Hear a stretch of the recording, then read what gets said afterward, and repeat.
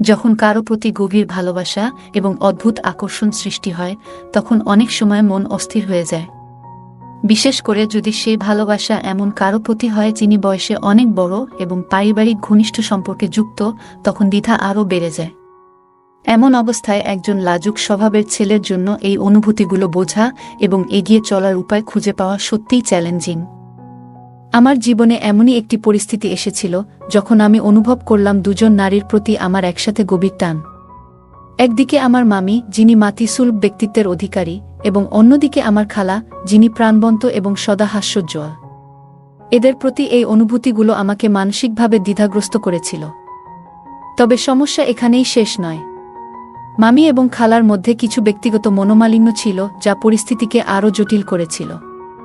আমি একদিকে নিজের আবেগ সামলানোর চেষ্টা করছিলাম, অন্যদিকে এই দুই নারীর মধ্যে সমঝোতা আনার চেষ্টা চালাচ্ছিলাম। কিন্তু প্রশ্ন থেকেই যায়, কিভাবে একজন তরুণ নিজের আবেগকে সামলাবে এবং সঠিক সিদ্ধান্ত নেবে? এই জটিল পরিস্থিতি থেকে মুক্তি পেতে আমি কি করলাম তা নিয়েই আজকের এই গল্প। অনেকদিন ধরেই আমার মনের মধ্যে একটা দ্বিধা আর সংকোচ চলছিল, কিন্তু একদিন হঠাৎ করেই গল্পটা নতুন মোড় নিল। আমি ভাবতেও পারিনি যে ঘটনাগুলো এমনভাবে ঘটবে যা আমার জীবনে এক নতুন অধ্যায় তৈরি করবে। আমার মামি সেদিন দুপুরে আমাকে থামিয়ে দিল। সাধারণত সে খুব সহজ সরল এবং শান্ত স্বভাবের, তবে সেদিন সে প্রথমবার নিজেই কথা বলা শুরু করল। আমি ভীষণ লাজুক স্বভাবের কারণে আমি কখনো সাহস করে নিজের মনের কথা প্রকাশ করতে পারিনি, কিন্তু সেদিন মামি যেভাবে এগিয়ে এলো তা আমাকে অভিভূত করল। তার এই অপ্রত্যাশিত উদ্যোগ আমাকে এক অন্যরকম আত্মবিশ্বাস দিল। সেদিন বাড়িতে কেউ ছিল না, সবাই বাইরে গিয়েছিল বিয়ের কেনাকাটা করতে। বাড়িতে শুধু আমি আর মামি ছিলাম। কাজের মধ্যে ব্যস্ত থাকার সময় মামি ভেতরের ঘর থেকে আমাকে ডাকল, আরিয়ান, একটু আসো তো তাড়াতাড়ি। ঘরে ঢুকেই দেখলাম মামি আয়নার সামনে দাঁড়িয়ে। সে একটি শাড়ি গুছিয়ে পরার চেষ্টা করছিল। আমাকে বলল, এই শাড়িটা একটু ধরে রাখো তো, যেন মাটিতে না পড়ে। আমি পরে দেখি কেমন লাগে। তোমার কি মনে হয় এটা আমার জন্য ঠিক হবে? আমি হালকা দ্বিধায় ছিলাম, কিন্তু তার চোখের দিকে তাকিয়ে হাসতে লাগলাম। মামি সাধারণত ছোটখাটো গড়নের, প্রায় 4 ফুট 8 ইঞ্চি হবে। অনেকে তাকে নিয়ে মজাও করত, কিন্তু মামি কখনো এসব কথায় গুরুত্ব দিত না। বরং সে সবসময় হাসি খুশি থাকত। সেদিন আমাদের গল্পের শুরুটা এখান থেকেই হয়। মামি আমাকে তার নতুন শাড়ি পরার বিষয়ে মতামত জানতে চাইল। তার সেই সরল প্রশ্ন আর আচরণ আমাকে তার প্রতি আরও শ্রদ্ধা আর ভালোবাসায় ভরিয়ে তুলল। আমার মামি সবসময় হাসি খুশি আর দারুণ ব্যক্তিত্বের অধিকারী। বয়স প্রায় 36, কিন্তু এখনও তার মধ্যে এক অদ্ভুত আকর্ষণ রয়েছে। যদিও তিনি কোনো সৌন্দর্য প্রতিযোগিতার রানী নন, তবু তার সহজ সরল সৌন্দর্য আর ব্যক্তিত্ব আমাকে মুগ্ধ করে। বিশেষ করে তার মনোমুগ্ধকর হাসি আর আচরণ সবসময় আমাকে আকর্ষণ করেছে। গত কয়েক মাস ধরে আমি খেয়াল করেছি মামির প্রতি আমার অনুভূতি আগের থেকে অনেকটাই বদলে গেছে। তার দিকে চেয়ে থাকার কোনো সুযোগই আমি হাতছাড়া করি না। আজ সকালে যখন তিনি আমাকে ঘুম থেকে জাগাতে এলেন, আমি আধো ঘুমেছিলাম। তিনি আমার কাঁধে আলতো করে হাত রাখলেন এবং বললেন, উঠে পড়ো, অনেক দেরি হয়ে গেছে। তার গলায় এক ধরনের কোমল সুর ছিল। আমি ধীরে ধীরে উঠে বসলাম এবং লক্ষ্য করলাম তিনি আমার দিকে তাকিয়ে এক চিলতে হাসি দিচ্ছেন। তারপর তিনি চাদরের কোণা ধরে বললেন, এই চাদরটা একটু ভাঁজ করতে হবে, তোমার সাহায্য লাগবে। আমি তার কথা শুনে কিছুটা লজ্জায় পড়ে গেলাম। তার এই মৃদু আচরণ আমাকে বিব্রত করেছিল, কারণ আমি বুঝতে পারছিলাম আমার মনের গোপন ভাবনা তার চোখ এড়াচ্ছে না। তবে তার সেই সহজ সরল ব্যবহারে আমি আবার শান্ত হলাম। আমার মনে পড়ে ছোটবেলায় মামি আমাকে অনেক আদর করতেন। সেই সময় এসব আচরণ ছিল খুবই স্বাভাবিক, কিন্তু এখন বয়স বাড়ার সঙ্গে সঙ্গে আমি তার প্রতি অন্যরকম অনুভব করতে শুরু করেছি। এটা আমার জন্য কিছুটা অস্বস্তিকর, কিন্তু একই সঙ্গে আকর্ষণীয়। সেদিন তিনি যখন চাদরটা ভাঁজ করছিলেন, হঠাৎ আমার দিকে তাকিয়ে বললেন, তোমার কি হলো? এত লাজুক কেন? তুমি তো ছোটবেলাতেও এমনই ছিলে, কিন্তু এখন একটু বদলানো উচিত। আমি কোনো উত্তর দিতে পারলাম না, বরং চোখ নামিয়ে চুপ করে দাঁড়িয়ে রইলাম। তারপর হঠাৎ তিনি আমার গালের দিকে হাত বাড়িয়ে মৃদু হাসলেন এবং বললেন, তুমি একদম ছোটবেলার মতোই রয়ে গেলে। তবে একটা জিনিস বলি, এই লাজুক স্বভাব দিয়ে কিছু হবে না। আমি লজ্জায় আরও কুঁকড়ে গেলাম। তবে তার এই মিষ্টি উপদেশ আমার মনে গভীর ছাপ ফেলল। এই ঘটনাগুলোই আমাদের গল্পের এক নতুন দিগন্ত খুলে দিল। আমার অনুভূতিগুলো হয়তো তাকে বুঝিয়ে দিতে পারিনি, কিন্তু তার আচরণ আমার প্রতি এক ধরনের অদৃশ্য মমত্ববোধ তৈরি করেছিল। সেই দিনটি আমার জন্য একটি বিশেষ স্মৃতি হয়ে থাকবে। সকালের কথা বলতে গেলে মামি আমার দিকে হাসি মুখে তাকিয়ে বলল, তুমি এমন লাজুক কেন? কি ব্যাপার, আজ সকাল থেকেই তোমার কিছুটা অন্যরকম লাগছে। আমি কিছু বলতে পারলাম না, শুধুমাত্র তার দিকে চেয়ে রইলাম। তখন মামি আমার হাত আলতো করে ধরলেন এবং বললেন, তুমি কিছু বলতে চাও, তাই না? কিন্তু সাহস পাচ্ছ না। ঠিক আছে, আমি বলি। তোমার চোখে আমি অনেক কিছু পড়তে পারি। 3 মাস আগে যখন তুমি আমাদের বাড়িতে এসেছিলে, তখন থেকেই আমি কিছু টের পেয়েছি। আমি একটু ঘাবড়ে গেলাম এবং বললাম, মামি, আমি আসলে ভেবেছিলাম যে যদি তোমার খারাপ লাগে। তুমি তো ছোটবেলা থেকে আমাকে এত ভালোবাসো। আমি কখনো ভাবতেও পারিনি যে তোমার সম্পর্কে এমন কিছু ভাবতে পারি। মামি হেসে বললেন, তোমার এই লাজুক ভাবটাই তো তোমাকে আরও বেশি মিষ্টি করে তোলে। আমি জানি তোমার মনে কি চলছে। তখন আমি লজ্জায় আরও কুঁকড়ে গেলাম। মামি বললেন, তোমার ভাবনায় কোনো ভুল নেই। আমরা সবাই মানুষ, আমাদের ভাবনাও স্বাভাবিক। কিন্তু তোমার এই ভাবনাগুলো যদি সঠিক পথে পরিচালিত হয়, তবেই সেটা জীবনের জন্য ভালো হবে। তারপর তিনি বললেন, তুমি কি জানো, ছোটবেলায় যখন আমি বিয়ে করলাম, তখন তোমাকে দেখে মনে হতো তুমি কতটা মিষ্টি একটা ছেলে। এখন তুমি বড় হয়েছ, কিন্তু তোমার সেই মিষ্টি ভাবটা রয়ে গেছে। আমি সাহস করে বললাম, মামি, আমি সত্যি বলতে চাই, তুমি আমার জন্য অনেক স্পেশাল। আমি জানি এটা বলতে একটু দেরি হয়ে গেল, কিন্তু তোমার সামনে বলতে সাহস পাইনি। মামি একটুখানি হেসে বললেন, তোমার এই সাহসই তোমাকে আরও বড় করবে। জীবনে অনেক কঠিন পরিস্থিতি আসবে, কিন্তু নিজের মনের কথা বলতে কখনো দ্বিধা করো না। এরপর মামি উঠে গিয়ে দরজাটা বন্ধ করে দিলেন এবং বললেন, তুমি তো খুব ভালো ছেলে, তোমার মতো মানুষের জীবনে সবসময় ভালো কিছুই হবে। তার সেই কথাগুলো আমার মনে গভীরভাবে দাগ কেটে গেল। সকালের ঘটনা। মামি হালকা হাসি মুখে আমার দিকে তাকিয়ে বলল, তুমি এমন লাজুক কেন? তোমার এই মিষ্টি ভাবটাই আমাকে মুগ্ধ করে। আমি কিছু বলতে পারলাম না, শুধু তার কথা শুনে লজ্জায় চোখ নামিয়ে নিলাম। মামি হেসে বলল, তোমার কিছু বলার আছে, তাই না? বলো, আমি শুনছি। আমি সাহস করে বললাম, মামি, তোমার সাথে এমনভাবে কথা বলা আমার পক্ষে খুব কঠিন। আমি ছোটবেলা থেকে তোমাকে খুব পছন্দ করি, কিন্তু আজকাল আমার মনে হয় আমার অনুভূতিগুলো বদলে গেছে।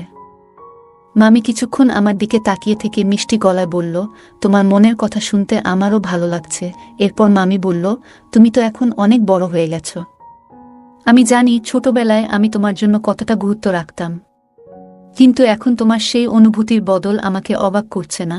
আমি তার কথাগুলো শুনে ধীরে ধীরে আমার লজ্জা কাটিয়ে উঠছিলাম। ঠিক সেই মুহূর্তে দরজার ঘণ্টি বেজে উঠল। মামি একটু বিচলিত হয়ে বলল, আরিয়ান, তো একটু দেখে আয়, কে এসেছে। আমি ততক্ষণে ঘরটা ঠিক করি। আমি দরজা খুলতে গেলাম। দরজার বাইরে ছিলেন পায়েল খালা। তিনি ঘরে ঢুকে বললেন, তোমার এত সময় লাগলো দরজা খুলতে? শরীর খারাপ নাকি? আমি হেসে বললাম, না খালা, একটু কাজ করছিলাম, তাই দেরি হয়ে গেছে। খালা চোখ ছোট করে আমাকে দেখলেন এবং বললেন, তোমার প্রিয়া মামি কোথায়? আমি বললাম, মামি তো ঘরের ভেতর আছে। ডেকে দিই? খালা একটু বিরক্তির সুরে বললেন, থাক, ডাকতে হবে না। খালা ঘরে ঢুকে মামির প্রতি নজর দিলেন। তাদের সম্পর্কের টানাপোড়েন সম্পর্কে সবারই জানা ছিল। যখনই তারা একসঙ্গে থাকতেন, তখনই তাদের মধ্যে ছোটখাটো তর্কবিতর্ক লেগেই থাকত। আজও তার ব্যতিক্রম হল না। খালা এবং মামির মধ্যে পার্থক্য ছিল চোখে পড়ার মতো। মামি ছিলেন স্নিগ্ধ ও হাসি খুশি স্বভাবের, আর খালা ছিলেন কিছুটা রাগী ও গম্ভীর। তাদের দুজনের ব্যক্তিত্ব একেবারে আলাদা। খালা ঘরের দিকে এগিয়ে গেলেন। আমি তখন নিজের মন শান্ত করার চেষ্টা করছিলাম। মামির সাথে হওয়া কথোপকথন আমার মনকে অনেকটা হালকা করে দিয়েছিল। আমাদের বাড়িতে আসা যাওয়ার মধ্যে মামি এবং খালা দুজনই ছিলেন। মামি সবসময় হাসি খুশি আর প্রাণবন্ত, খালা বরাবরই একটু গম্ভীর এবং শৃঙ্খলা প্রিয়। দুইজনের স্বভাব সম্পূর্ণ বিপরীত। মামির হাসি আর মায়া যেন সবার মন জয় করে নিত। অন্যদিকে খালার ব্যক্তিত্ব ছিল দৃঢ় এবং কঠোর। খালা 5 ফুট 8 ইঞ্চি লম্বা, গায়ের রং শ্যামলা হলেও অনেক আকর্ষণীয়। তার চেহারায় ছিল এক ধরনের দৃঢ়তা, যা তাকে অন্যদের থেকে আলাদা করত। ছোটবেলায় খালার শাসন আর বকাঝকার জন্য তার থেকে একটু ভয় পেতাম। কিন্তু সময়ের সঙ্গে সঙ্গে তার সেই কঠোরতার মধ্যেও মমত্ববোধ খুঁজে পেয়েছিলাম। একদিন খালা আমাদের বাড়িতে এলেন এবং ঘরের ভেতরে ঢুকে আমার বিছানায় বসে পড়লেন। তিনি হালকা হেসে বললেন, আজ খুব ক্লান্ত লাগছে, একটু বিশ্রাম নেব, এই বলে খালা শুয়ে পড়লেন। আমি পাশের চেয়ারে বসে পড়তে শুরু করলাম। তবে মনোযোগ ছিল না। বারবার খালার দিকে চোখ চলে যাচ্ছিল। কিছুক্ষণ পর মামি বাইরে এসে আমাকে ইশারায় ডেকে নিলেন। তিনি মুচকি হেসে বললেন, আমি এখন বাইরে যাচ্ছি। তোমার খালা এসে সব মজা নষ্ট করে দিল। আজ তোমার সঙ্গে অনেকক্ষণ গল্প করব ভেবেছিলাম। মামি হালকা হাসি দিয়ে বললেন, আর শোনো, তোমার খালার সঙ্গে কিন্তু ভালোভাবে থেকো, কোনো ঝামেলা করবে না। আমি মামির কথা শুনে একটু হাসলাম। তিনি আবার বললেন, তুমি তো খুব লাজুক। তবে দেখো, জীবনে নিজের কথা বলতে শিখতে হবে। আর আজ রাতে ফিরে এসে তোমার সঙ্গে বসে গল্প করব অনেক। এই বলে মামি চলে গেলেন। ঘরে ফিরে এসে আমি দেখলাম খালা গভীর ঘুমে মগ্ন। তার শান্ত চেহারা দেখে আমার মনে হলো, কঠোরতার আড়ালে তার মনের গভীরতায় হয়তো অনেক কোমলতা লুকিয়ে আছে। এক দুপুরে বাড়িতে মা ও মামি কাজে ব্যস্ত, আমি বসার ঘরে বসে টিভি দেখছিলাম। টিভির সামনে বসে কখন যেন ঘুমিয়ে পড়লাম। হঠাৎ করে খালার ডাক শুনে উঠে গেলাম। ঘুম থেকে ওঠার পর ভেতরে গিয়ে দেখি, খালা আমার বিছানার নিচ থেকে একটি বই বের করেছেন।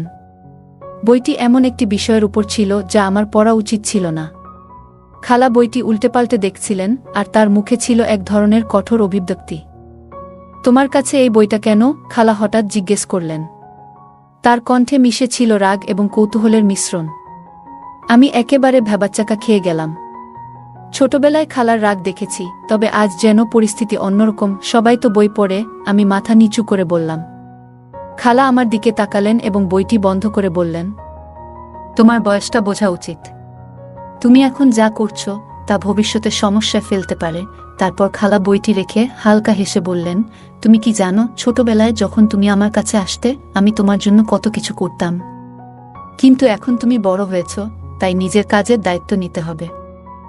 এই কথা বলেই খালা আমাকে পিঠে একটা হালকা চাপড় দিলেন। তার মধ্যে কোনো কঠোরতা ছিল না, বরং ছিল স্নেহের প্রকাশ। আমি লজ্জায় মাথা নিচু করলাম। তিনি আবার বললেন, তোমার মামি আজ সকালে যা বলছিল তার মানে এখন বুঝতে পারছি। বড় হওয়া মানে শুধু বয়স বাড়া নয়, নিজের আচরণও বড় হওয়া দরকার। আমি কিছু বলতে পারলাম না। তার কথা শোনার পর মনে হলো, তিনি আমাকে শুধু বকাঝকা করেননি, বরং ভবিষ্যতের সঠিক পথে চলার পরামর্শ দিয়েছেন। এই মুহূর্তে তার রাগ কমে গিয়ে মমতা ফুটে উঠল। আমি ধীরে ধীরে ঘর থেকে বেরিয়ে এলাম। মনে মনে ভাবলাম, জীবনের অনেক জিনিসই শিখতে হবে। আমি ঘরে বসে একটা বই পড়ছিলাম। হঠাৎ খালা এসে দরজার পাশে দাঁড়ালেন। তার চোখে ছিল রাগ এবং মুখে ছিল এক ধরনের কঠোর অভিব্যক্তি। তিনি আমাকে ডাকলেন, এই, এখানে আসো। আমি একটু ঘাবড়ে গিয়ে তার সামনে গিয়ে দাঁড়ালাম। তোমার ওই বইটা কি নিয়ে? এত লুকানোর কি আছে? খালা আমার দিকে তাকিয়ে কঠিন গলায় প্রশ্ন করলেন। আমি ভয়ে থমকে দাঁড়িয়ে রইলাম। ছোটবেলায় খালার রাগ দেখেছি, কিন্তু আজ যেন পরিস্থিতি ভিন্ন। কি বলতে চাইছ খালা? আমি শান্ত গলায় বললাম, তোমার মুখ দেখলেই বোঝা যাচ্ছে কিছু একটা গড়বড় আছে। সবকিছু খুলে বলো, নইলে কিন্তু আমি সত্যিটা বের করেই ছাড়ব। খালা আমার কান ধরে মৃদু টান দিয়ে বললেন। আমি মাথা নিচু করে বললাম, আমি কিছু করিনি খালা। কিন্তু খালা বুঝতে পারলেন যে আমি কিছু একটা লুকাচ্ছি। তিনি বললেন, তোমার মামি তো তোমার খুব খেয়াল রাখে, অথচ তুমি এইসব আজব জিনিস নিয়ে সময় নষ্ট করছো। তার কণ্ঠে ছিল হতাশা আর চোখে ছিল রাগের ছাপ। আমি আস্তে আস্তে বললাম, খালা, আমি দোষ করতে চাইনি। খালা একটু নরম সুরে বললেন, তোমাকে বুঝতে হবে, আমরা বড়রা তোমাদের ভালো চায়। মামি তোমাকে ছোটবেলা থেকে কত ভালোবাসে, আর তুমি এসব করছো। তোমার দায়িত্ব হলো সঠিক পথে চলা। তার কথায় আমার ভেতরে এক ধরনের অপরাধবোধ কাজ করল। আমি মৃদু স্বরে বললাম, খালা, আমি আর কখনো এমন কিছু করব না। খালা আমার মাথায় হাত রেখে বললেন, এই হলো কথা। কিন্তু ভবিষ্যতে এমন কিছু করো না যা তোমার বা তোমার পরিবারের সম্মানের ক্ষতি করতে পারে। আমি লজ্জিত হয়ে তার কথা শুনলাম। খালার কঠোর কথার মাঝেও তার ভালোবাসা প্রকাশ পেয়েছিল। আমি খালার দিকে তাকিয়ে খুব মৃদু গলায় বললাম, তুমি সত্যিই খুব ভালো খালা। আমার সবকিছুর খেয়াল রাখো। খালা অবাক হয়ে বললেন, খেয়াল রাখা মানে কি? এসব কথা বলা, এসব তোমার মাথায় কেন আসে? আমি একটু লজ্জিত হয়ে বললাম, খালা, ছোটবেলায় তুমি আমাকে অনেক বকতে আর মাঝে মাঝে মারতে, কিন্তু তারপরও তোমার আদরটা সবসময় আলাদা ছিল। সেই জন্যই তুমি আমাকে অনেক পছন্দের। খালা কিছুক্ষণ চুপ করে রইলেন। তারপর বললেন, তোমার মামিকে কেন এত পছন্দ করো? সে তো ফর্সা, সুন্দর, আর আমি তো কালো, সাধারণ। তাহলে? আমি কিছুক্ষণ চুপ করে থেকে বললাম, তুমি কালো নও খালা, তোমার গায়ের রং তো সুন্দর, আর তোমার চুল, তোমার হাসি, সবই আমার খুব ভালো লাগে। খালা হেসে বললেন, তোমার কথা শুনে মনে হচ্ছে তুমি বড় হয়ে গেছ, কিন্তু আমার কাছে তো তুমিই সেই ছোট্ট ছেলেটা। তার চোখে একটা মমতার আভা ছিল। আমি বললাম, খালা, তোমাকে আর মামিকে আমি খুব পছন্দ করি, তোমরা দুজনই আমাদের বাড়ির প্রাণ। খালা বললেন, তাহলে ভালো করে পড়াশোনা করো আর বড় হয়ে আমাদের গর্বিত করো, আর এসব আজব চিন্তা মাথা থেকে ঝেড়ে ফেলো। আমি মাথা নিচু করে বললাম, ঠিক আছে খালা। 000। আমি তখন তাকিয়ে আছি। খালা কিছুক্ষণ চুপচাপ দাঁড়িয়ে রইলেন। তারপর তিনি হঠাৎ আমার কাছে এলেন এবং বললেন, তুমি তো অনেক বড় হয়ে গেছ। 10 মিনিটের মধ্যেই তিনি উঠে দাঁড়ালেন, কিন্তু কিছু না বলেই বাইরে চলে গেলেন। আমি তখন দরজার হালকা শব্দ শুনতে পাই। কিছুক্ষণ পরে খালা ফিরে এলেন এবং বেডরুমের দরজা বন্ধ করে দিলেন। তিনি কাছে এসে শান্ত গলায় বললেন, আজ কেউ আসবে না? আমি কিছুটা অবাক হয়ে জিজ্ঞেস করলাম, সত্যিই কেউ আসছে না? তিনি দৃঢ়ভাবে বললেন, না, রাত পর্যন্ত কেউ আসবে না। তার কথা শুনে আমিও চুপ করে রইলাম। তিনি হালকা হেসে বললেন, আরিয়ান, তুই খুব ভালো ছেলে, কিন্তু আমি তোকে নিয়ে এত কিছু জানতাম না। যদি আগে জানতাম তাহলে। তারপর তিনি একটু থেমে বললেন, এখন উঠে দাঁড়া, আমাকে একটু সাহায্য করো, আর মামিদের কাছে বারবার যাস না। আমি আছি তো, যখনই তোর কোনো দরকার হবে সোজা আমার কাছে আসিস। আবার মামির সঙ্গে সময় কাটাতে যেতে আমি 3 দিন লাগালাম। তারপর একদিন মামি আমাকে বাড়ির মধ্যে ইশারায় ডাকলেন। তখন কিছু করার দরকার পড়ল না, মামি সব কিছু ঠিকঠাক করে নিয়েছিলেন। পরদিন সকালে সবাই মন্দিরে যাওয়ার প্রস্তুতি নিচ্ছিল। আমি তখনও ঘুমাচ্ছিলাম। মামি মাকে বললেন, তুমি আগে যাও, আমি একটু পরে আসছি। তিনি কিছু কাপড় ঠিক করার জন্য আমার ঘরে এলেন। স্নানের পর তিনি তাজা লাগছিলেন এবং হাতে শাড়ি নিয়ে দরজা বন্ধ করলেন। তারপর তিনি আমার চাদর সরিয়ে বললেন, তুই এখনো ঘুমাচ্ছিস? সকাল হয়ে গেছে, ওঠ, তোকে দেখে বেশ ভালো লাগছে। আমি কিছুটা অস্বস্তি নিয়ে উঠে বসলাম। তিনি হালকা হেসে বললেন, কাল রাতে তুই ভালো ঘুমিয়েছিস তো? আমি একটু অস্বস্তি অনুভব করছিলাম। তারপর তিনি বললেন, এই কাপড়গুলো মনে করে ধুয়ে নিস, না হলে হয়তো কেউ ব্যবহার করে ফেলবে। কিছুক্ষণের মধ্যেই তিনি বেরিয়ে গেলেন। সেদিন পুরোটা সময় আমার মন বেশ অস্থির ছিল। তবে পরের দিন সকালে শুনলাম মামি শহরে মামার সঙ্গে কোনো কাজের কারণে গেছেন। তারা সেখানে 2 দিন থাকবে। 2 দিন ধরে মামিকে দেখতে পাচ্ছিলাম না। মনের ভেতর এক অদ্ভুত অস্থিরতা কাজ করছিল। মামি কোথায় গেলেন তা জানার জন্য বারবার খুঁজছিলাম। অবশেষে দুপুরে মামি কাজ থেকে ফিরে এলেন। দুপুরের খাবারের সময় তিনি আমার দিকে তাকিয়ে মুচকি হাসলেন। সেই হাসির মধ্যে যেন লুকিয়েছিল একরাশ রহস্য। খাবার শেষে মামি আমাকে ইশারা করে ডেকে বললেন, তোর মাকে বলে দে আমি সন্ধ্যাবেলা বাইরে যাব, তুইও যেন একটা অজুহাত দিয়ে চলে আসিস। মামি যা বললেন তাতে আমার মন আনন্দে ভরে উঠল। তার কথার অর্থ ছিল স্পষ্ট, কিন্তু কেন? কি কারণে মামি আমাকে নিয়ে যেতে চাইছেন? সন্ধ্যার সময় মামি বের হয়ে যাওয়ার পর আমি মাকে বললাম, আমি বন্ধুর বাড়ি যাচ্ছি, রাতের আগেই ফিরে আসব। মামি আগে থেকেই একটি গাড়ি ঠিক করে রেখেছিলেন। মামি আমাকে তাদের বাড়ি নিয়ে গেলেন। সেখানে পৌঁছানোর পর আমি দেখলাম ঘরে কেউ নেই। মামা কাজের জন্য বাইরে ছিলেন আর তাদের মেয়ে অন্য শহরে পড়াশোনা করছে। মামি আমাকে বললেন, তুই আরাম করে বিশ্রাম নে, কয়েক ঘন্টার মধ্যে তুই ফিরে যাবি। মামি আমার দিকে যেভাবে তাকাচ্ছিলেন তাতে বোঝা যাচ্ছিল যে আজকের পরিকল্পনাটি খুব গোপনীয়। এই পুরো সময়টা যেন এক রহস্যে মোড়া ছিল। ঘরে থাকার সময়টুকুতে মামি সবসময় নিশ্চিত করছিলেন যেন কারো সন্দেহ না হয়। বাড়ি ফিরেই মামি দরজা বন্ধ করলেন এবং হাসি মুখে বললেন, কি রে, এত তাড়াহুড়ো কেন? আমি তো পালাচ্ছি না। এরপর তিনি চায়ের জন্য রান্নাঘরের দিকে চলে গেলেন। মামি ফিরে এসে বললেন, দেখি 2 দিন ধরে তোকে দেখিনি, ভাবলাম তুই ভুলে গেছিস। তুই তো আসবি না, আমাকেই তোকে ডেকে আনতে হলো। আমি হেসে বললাম, কি করব বলুন? ওদিকে পায়েল খালা এসেছিলেন, সবকিছুর উপর নজর রাখছিলেন। মামি একটু চিন্তিত মুখে বললেন, ও বুঝি কিছু জানে নাকি আমাদের ব্যাপারে? আমি অন্যদিকে কথাটা ঘোরানোর চেষ্টা করলাম, কিন্তু মামি আমার মনের ভাব ঠিকই বুঝে ফেললেন। অবশেষে আমাকে সত্যি কথাটা বলতে হলো। মামি গভীর চিন্তায় পড়ে গেলেন। ওই পায়েল তো সব সময়ই একটা না একটা কথা নিয়ে লেগে থাকে, তার ছেলের সঙ্গে তুলনা করে জলে পুড়ে মরে। এরপর মামি একটু মজা করেই বললেন, তুই কি জানিস, সেদিন আমি বাইরে গেলে ও তোকে বকাচকা করেছে। ঠিক বলো, কিছু বলেছিল নাকি? আমি মাথা নাড়লাম, কিন্তু মামি কিছুতেই বিশ্বাস করলেন না।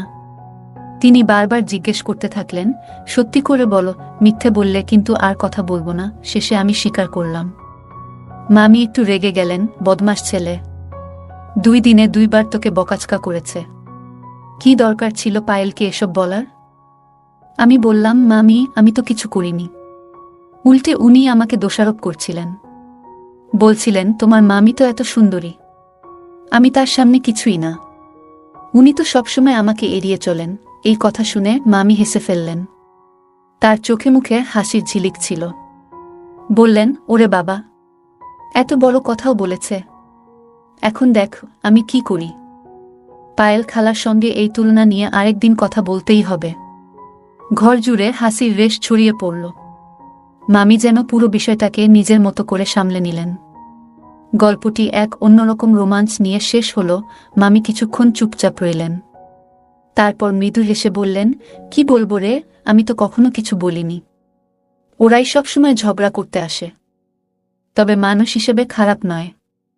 এই বলে মামি উঠে গেলেন, বললেন, এক কাজ করি, তোর জন্য কফি বানাই, তুই তো দেখি অনেক ক্লান্ত, সময়ও আছে 3 ঘন্টার মতো। আমি হাসতে হাসতে বললাম, মামি যদি বলো, আমি 2-4 ঘন্টাও তোমার পাশে থাকতে রাজি। মামি আমার কথা শুনে হাসলেন এবং ভালোবেসে আমার পিঠে চাপড়ে দিলেন। তারপর তিনি কফি বানাতে গেলেন। এদিকে আমি বই বের করে দেখতে লাগলাম। মামি ফিরে এসে কফি খেতে খেতে বললেন, কি রে, এটা কোনো বই? তোর কাছে এমন সব বই আসে কিভাবে? আমি হেসে বললাম, মামি আগে কখনো দেখনি নাকি? মামি বললেন, না রে, এমন বই তো কখনো দেখিনি। কলেজে 2-1টা সাধারণ বই দেখেছি, কিন্তু এরকম নয়। আমি একটু মজা করেই বললাম, মামি একটা কথা বলি, রাগ করবে না তো? আর মারবেও না, তোমার আমার কসম। মামি চোখে কৌতূহল নিয়ে বললেন, বলে ফেলো রে। আমি কিছুতেই রাগ করব না। আমি একটু লজ্জা পেয়ে ধীরে ধীরে বললাম, মামি তোমাকে আর খালাকে নিয়ে মাঝে মাঝে স্বপ্ন দেখি, খুব অদ্ভুত সব স্বপ্ন। এই কথা শুনে মামি অবাক হয়ে আমার দিকে তাকালেন, তারপর বললেন, কি সব বোকামি কথা বলছিস, লজ্জা করে না তোর? দাঁড়া, তোকে আমি ঠিক করছি। এটা বলেই মামি আমার কান মুচড়ে দিলেন। আমি কষ্টে চিৎকার করে বললাম, মামি প্লিজ, আমি তো তোমার কসম খেয়েছিলাম। মামি হেসে বললেন, কি বোকা ছেলে রে তুই। এরপর তিনি বইগুলো হাতড়াতে লাগলেন। বই দেখতে দেখতে তার মুখে আবার সেই মিষ্টি হাসি ফুটে উঠল। আরিয়ান সেই দিন রাগ এবং লজ্জায় লাল হয়ে গিয়েছিল। মামি হেসে বলল, ঠিক আছে, এখন যাও, বিয়ের অনুষ্ঠানের ভিড় মিটে গেলে দেখা করো, তখন দেখি কেমন করে সব ম্যানেজ করো।